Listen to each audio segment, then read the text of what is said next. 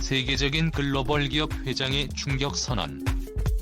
중국 최대 기업 중 하나인 텐센트의 마화텅 회장이 한국 귀화를 선언하며 중국에서 사업을 못하겠다고 선언했습니다. 지나친 간섭과 규제로 도저히 기업을 꾸릴 환경이 못 된다고 말한 그는 자유로운 한국에서 자신의 뜻을 펼치겠다고 주장. 한국으로 귀화하면서 텐센트 중유기업들은 한국으로 이전하겠다고 말했습니다. 텐센트의 이전으로 글로벌 기업의 탈중국 행보가 가속화될 전망인데요. 대체 중국에서 무슨 일이 벌어지고 있는지 지금부터 자세하게 설명해드리겠습니다. 시진핑 주석의 중국 장악.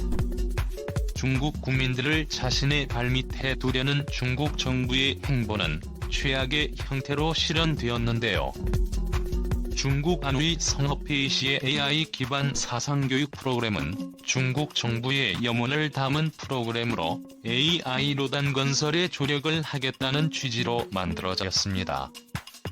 사상교육을 받는 사람의 표정은 물론 뇌파, 피부, 전기 반응을 AI가 포착해 교육에 얼마나 이들이 갈마되었는지, 하교육 대상자가 관련 내용을 얼마나 진심으로 받아들였는지 수치하는 프로그램이죠. 당이 더 순응하는 일을 만드는 것을 목표로 하는 이 프로그램은 중국이 얼마만큼 진심으로 중국 국민들을 동물처럼 만드는지를 보여주는 일례라고 할 수 있는데요. 점점 중국 시민들은 중국 정부의 반항조차 할 수 없을 정도로 순순히 통제사회를 받아들이고 있습니다. 하지만 그렇지 않은 이들이 있는데요. 바로 중국 정부 아래에서 일을 하던 중국 기업인들이 대표적입니다. 기술을 알고 있고 중국 정부가 얼마만큼 잘못된 일을 하고 있는지 아는 이들은 중국에서 벗어나 자유를 찾기 시작했는데요. 최근 글로벌 IT 기업 중 하나로 손꼽히며 세계적인 수준의 기업으로 항상 거론되는 텐센트의 회장이 중국 정부를 향해 불편한 모습을 드러냈습니다. 중국의 제로 코로나 정책과 관련해 중국 정부가 잘못된 경제 정책을 시행한 것으로 인해 많은 기업들이 피해를 보았다는 글을 자신의 SNS에 공유하며 중국 정부를 비판한 것이죠.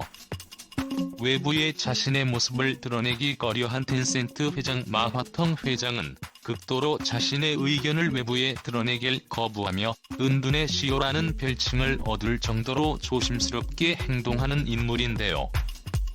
그런 그가 작심이라도 한 듯 SNS에 중국 정부에 대해 비판하는 글을 공유하는 행동을 한 것이죠. 그가 공유한 글은 중국 작가 장민이 쓴 글이었는데요. 중국 관영 매체 환구시보의 전 편집인인 후시긴이 바이러스 통제에 드는 경제적 비용이 공중 보건 혜택을 초과해선 안 된다고 지적한 내용이었습니다.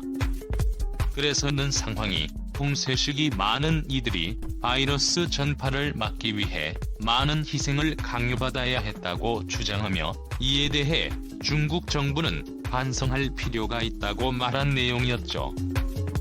중국 정부는 최근 코로나 봉쇄 정책에 대해 비판하는 이들을 단호하게 단속할 것이라고 규정하며 반정부 요인이라는 낙인을 찍었죠.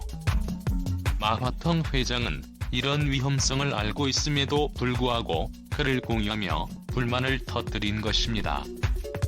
이에 대해 많은 이들이 텐센트가 중국을 벗어나 다른 곳으로 사업을 전개하려는 것이 아니냐는 분석이 등장했죠. 실제로 텐센트는 올해 실적 악화를 이유로 상당한 인원을 감축할 것을 발표했습니다. 관리자층을 중심으로 감원이 이루어질 것이라고 이야기하면서 특정 사업의 경우 사업 자체를 종료할 것이라고 선언. 이전까지 돈이 되는 분야는 무조건 진출했던 것과 다른 모습을 보였습니다. 결국 마화텅 회장에 비해서 충격적인 선언이 나온 것입니다. 미국 IT 전문지를 통해 그가 중국을 떠나 한국으로 귀화하겠다는 이야기를 한 것입니다. 더 이상 중국에서 사업하기가 어렵다는 고백을 한 것이죠. 세계에서 순위권 안에 드는 부자가 중국을 버리고 한국으로 오겠다는 소식에 많은 이들이 충격을 받았는데요. 현재 중국에서 벌어지는 일을 감안한다면 내 합동 개정의 결단은 어쩌면 생존을 위한 최후의 수단일 수 있습니다. 마화텅 회장은 다른 CEO들과 달리 언론의 모습을 비추지 않으며 그림자 경영을 하는 인물로 널리 알려져 있습니다. 하지만 그를 아는 이들은 실제 그의 모습과는 다른 행보라며 그가 그렇게 행동할 수밖에 없는 이유를 설명했는데요. IT 대기업들을 향한 중국 정부의 감시가 평범한 중국 사람들의 몇 배를 뛰어넘을 정도로 지독하다는 것이 그의 그림자 균형의 이유라고 합니다. 다시 말해 중국 정부에게 밉보이지 않기 위해 조심히 행동하는 것이라고 하죠. 그와 마찬가지로 IT 기업의 성공 신화를 이끌었던 알리바바의 마윈 여정을 보면 중국 정부의 간섭이 어느 정도에 해당하는지 알 수 있는데요. 과거 중국 정부가 잘못 행동하고 있다는 사실을 드러내 마윈 회장은 중국 정부에게 찍히게 되었습니다.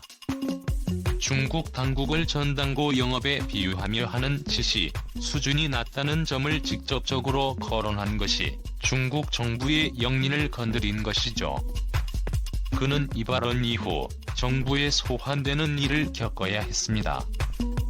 소위 말하는 소환은 단순히 정보를 찾아가는 행위가 아니라 중국 기업들의 입장에서 최고의 형벌이나 마찬가지입니다.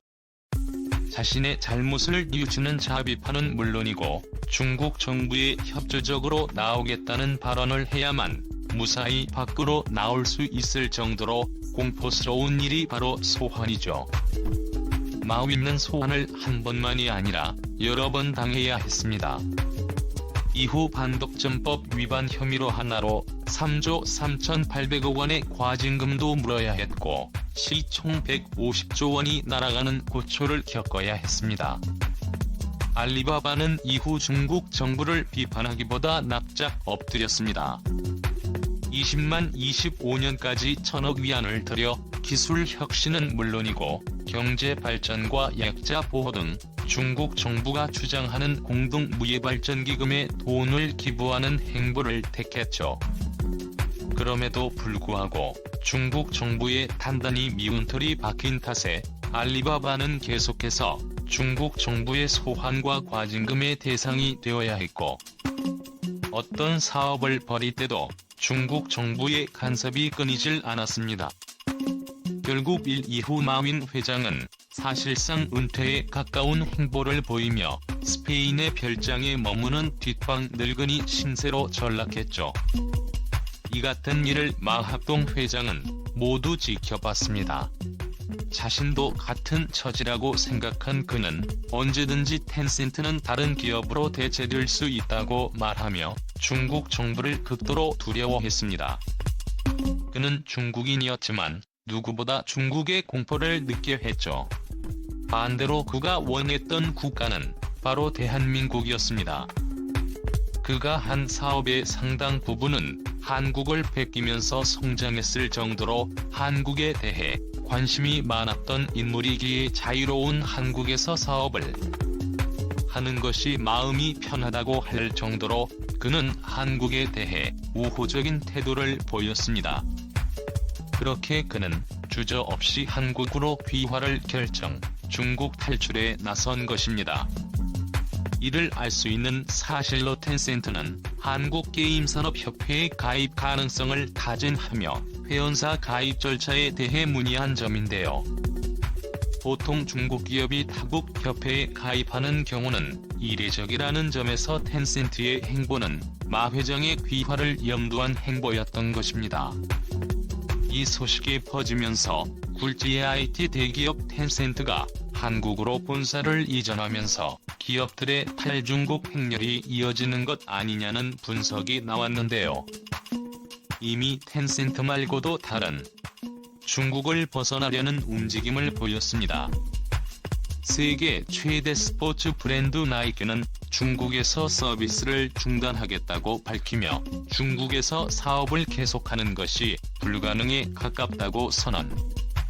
이후 중국 법인까지 정리하겠다고 말하며 탈중국 선언을 했습니다. 이어 마이크로소프트와 아마존도 살 중국을 외치며 중국의 지나친 규제 사업을 존속하기가 어렵다고 선언했는데요. 아마존의 경우 전자책 사업을 중국에서 정리하겠다고 말하며 사업의 어려움을 호소했습니다. 마이크로소프트는 링크드인 SNS 서비스를 종료하면서 중국 내에서 서방 세계와 유일하게 연결될 수 있는 SNS가 사라졌다고 말하며 중국의 폐쇄적인 환경을 고발했죠. 테슬라는 친중 행보를 보이며 중국의 무리한 요구에도 맞추는 등 최대한 중국 당국의 비위를 맞추려고 했으나 최근 중국 고위 관료에 의해서 스파이 혐의를 받으며 테슬라는 순식간에 경계의 대상으로 전락했습니다. 상황의 대규모 생산 라인을 건설하고 중국을 중심으로 아시아, 동남아시아의 수출 기지를 세우면서 공격적인 마케팅을 전개하려던 테슬라에 악재가 닥친 것이죠.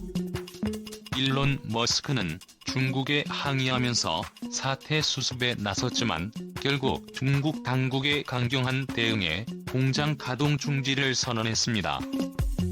한국 기업들도 사정은 마찬가지였죠. 롯데그룹도 중국에 공장을 지으며 공격적으로 투자했던 것을 후에 중국 사업체를 정리하는 모습을 보였습니다. 랴오닝성 선영의 테마파크 사업을 야심차게 추진했던 롯데는 약 16억 달러 해당하는 사업을 매각하기로 결정했습니다. 아모레퍼시픽이 역시 중국에서 엄청난 수익을 거두며 한국 대표 화장품이라는 평가. 함께 중국에서 잘 나갔던 화장품 회사였지만 최근 중국의 지나친 규제로 인해 수익성이 떨어지면서 중국 내 1000여 개 이상의 화장품 매장을 폐쇄하는 결정을 내렸죠. 텐센트만이 아니라 중국인이 세운 중국 회사들 역시 중국을 떠나는 모습을 보였는데요. 중국에서 가장 잘 나가는 IT 게임에서 이넥스티 네트워크 CEO 황인명은 중국에서 도저히 사업이 불가능하다고 판단, 거처를 해외로 옮기겠다는 폭탄 선언을 하기에 이릅니다. 황인명 대표는 SNS를 통해 가족과 일을 중요하게 생각하는 나로선 중국 밖에서 살고 싶다고 선언하는 모습을 보였는데요. 해외 사업이 더 큰 비중을 차지할 것이며 중국 비중을 줄이겠다고 밝혔습니다. 직접적으로 드러내지는 않았으나 중국 정부의 간섭이 해외 이전의 큰 요소라는 사실을 어림짐작할 수 있죠. 보통 계정의 한국 기아와 텐센트의 이전은 탈중국 흐름을 가속화하는 중요한 이정표가 된 셈인데요. 다른 기업들도 중국 정부의 눈치를 보던 와중 텐센트의 과감한 결정에 따라 이전 행보가 이어질 전망입니다. 텐센트의 이전으로 한국 GDP가 상승할 수 있다는 설이 나온 만큼 이번 결정에 중국 정부는 화들짝 놀라며 마하톤 계정에 대해 소환이 이루어질 것이라는 전망이 지배적인데요. 마하톤 회장의 결단에 박수를 보내며 중국 정부를 떠나는 기업들이 무사히 중국의 소나기에서 벗어나길 바라며 한국으로 넘어와 사업을 이어나가길 기원해 보겠습니다. 시청해 주셔서 감사합니다.